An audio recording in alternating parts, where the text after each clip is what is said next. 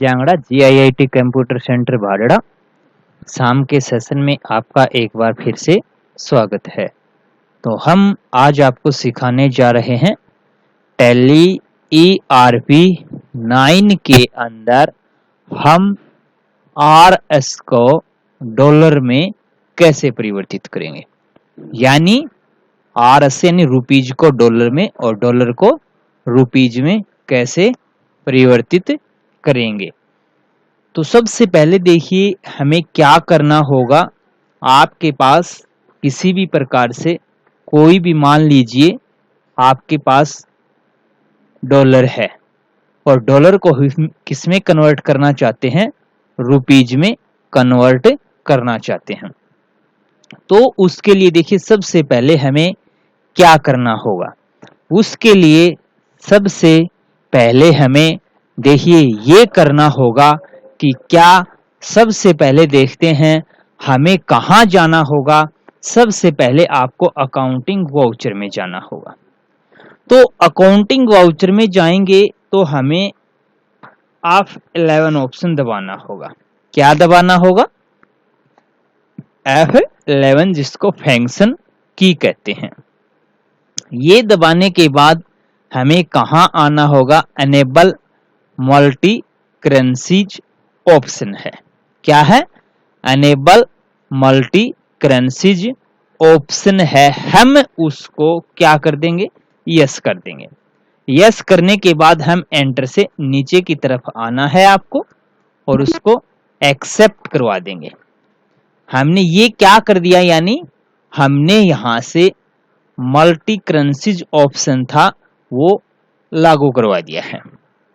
ये करने के तुरंत पश्चात आपको एस्केप के द्वारा बैक आ जाना है, यानी अपने कीबोर्ड में एस्केप ऑप्शन दिखाई देगा आपको। फिर हमें क्या करना है? अकाउंटिंग इन्फो मेनू में जाएंगे। कहाँ जाएंगे? अकाउंटिंग इन्फो मेनू ऑप्शन में जाएंगे। तो यहां देखिए आपके पास एक ऑप्शन दिखाई दे रहा है करेंसीज। क्या दिखाई दे रहा है? करेंसीज ऑप्शन दिखाई दे रहा है। करेंसीज ऑप्शन पे जाके हम क्रिएट कर लेंगे। यहाँ पे आपको वो डालना है जो आप परिवर्तित करना चाहेंगे।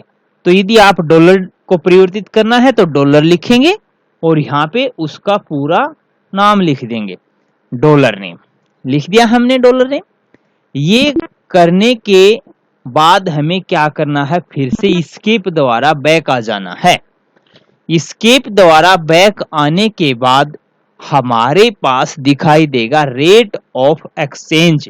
क्या दिखाई देगा आपको? रेट ऑफ एक्सचेंज, यानी हम उसको एक्सचेंज करवाएंगे तो किस प्रकार से बदली करवाएंगे उसको।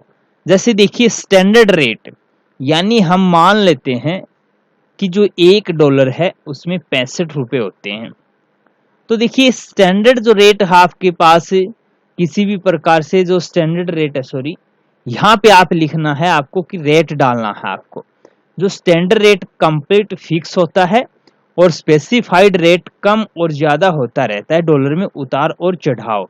तो दोनों को मिला के हमारे पास टोटल स्पेसिफाई रेट बनेगा 65 रुपया। यानी क्या बनेगा? 65 रुपया बनेगा। रेट ऑफ एक्सचेंज में जाएंगे, जब बदली करवाएंगे तो स्टैंडर्ड रेट आपको मन आपके अकॉर्डिंग ही रखना है आपको, वो कि आप यहाँ 40 रखते हैं, आगे आप 25 रखते हैं, यहाँ आप 40 रखते हैं, यहाँ आप 25 रखते हैं, यहाँ आप 50 रखते हैं, यहाँ आप 15 रखते हैं। यानी कहने का अर्थ हमारा ये होगा कि टोटल मिला के हमारा दोनों का इक्वल कितना होना चाहिए? 65 होना चाहिए। यानी जो डॉलर है, यानी $1 में कितने रुपीज होते हैं? 65 रुपए होते हैं आपके पास। तो ऐसे हम उसको पास करवा देंगे। ये करवाने के बाद फिर से आपको बिल्कुल होम पेज पे आ जाना है, यानी गेटवे ऑफ टैली के अंदर आ जाना है। तो गेटवे ऑफ टैली के अंदर आने के बाद आपको क्या करना है? गेटवे ऑफ टैली में आने के बाद आपको देखना है कि हम जो एंट्री करेंगे वो एंट्री सिर्फ हम पेमेंट की करते हैं, तभी आपको वो दिखाई देगा आपको। तो हम क्या करेंगे, सबसे पहले अकाउंटिंग इन्फॉर्मेनो में एक लेजर क्रिएट करेंगे।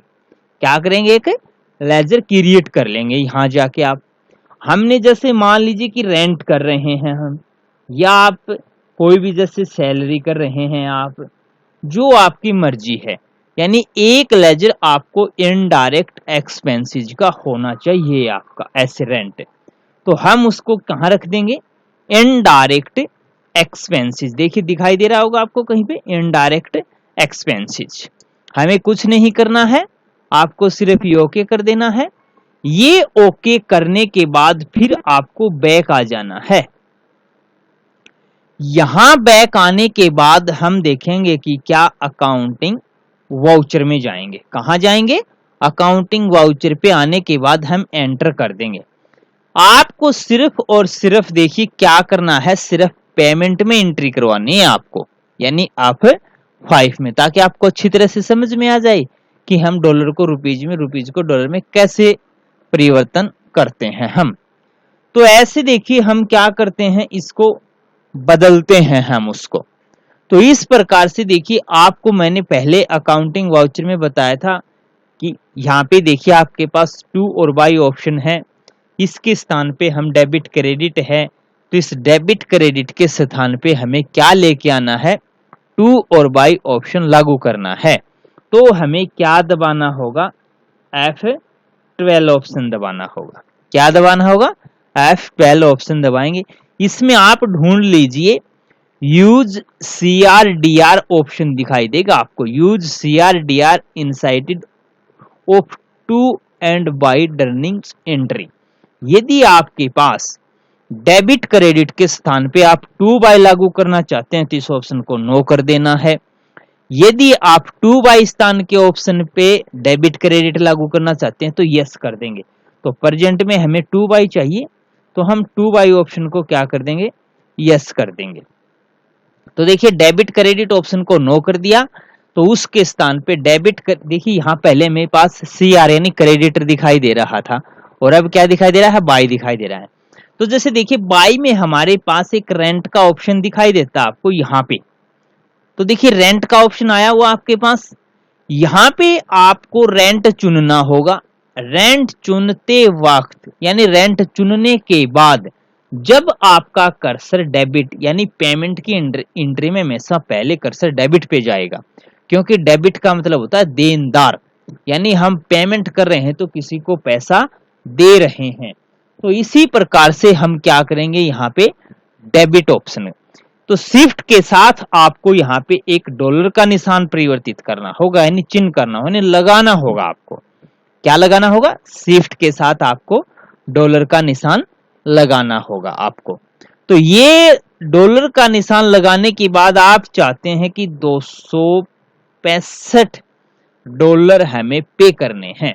तो आपसे कोई पूछता कि इंडियन रुपीज में 265 डॉलर का कितना रुपीज बनेगा, तो जो ही आप एंटर प्रेस करेंगे तो एंटर प्रेस करते ही आपको दिखा देगा प्रोमैक्स अमाउंट, यानी डॉलर कितना है 265, रेट ऑफ एक्सचेंज यानी एक डॉलर में कितना पैसा है, रुपया है 65 रुपया है। तो वैल्यू इन रुपीज, तो देखिए यहां दिखाई दे रहा है आपका ये 265 डॉलर है, ये रेट ऑफ एक्सचेंज है बदली करने का यानी चेंज करवाने का, ये वैल्यू इन RS यानी इनकी वैल्यू कितनी हो जाएगी, इनकी वैल्यू 17,225 यानी इंडियन रुपीज में इसकी वैल्यू कितनी आ जाएगी, 17,225 रुपया। तो यहाँ पे हम किसको सिलेक्ट कर लेंगे, कैश को सिलेक्ट कर लेंगे। किसको सिलेक्ट करेंगे, हम कैश को सिलेक्ट कर देंगे। तो इस प्रकार से हमने क्या सीखा, हमने सीखा कि डॉलर को किस में परिवर्तित करना, रुपीज में परिवर्तन करना। तो हम आपको धीरे धीरे टैली के अंदर सेटअप बाय सेटअप ऑप्शन सिखाते हैं। ये नहीं कि आप सोचते होंगे कि हम तो बहुत ही कम पढ़ रहे हैं, नहीं, ये लॉकडाउन के समय में हमारे लिए एक आगर ऑप्शन आएगा कि हमने जो सीखा वो बिल्कुल मोस्टली स्लोली सीखा था।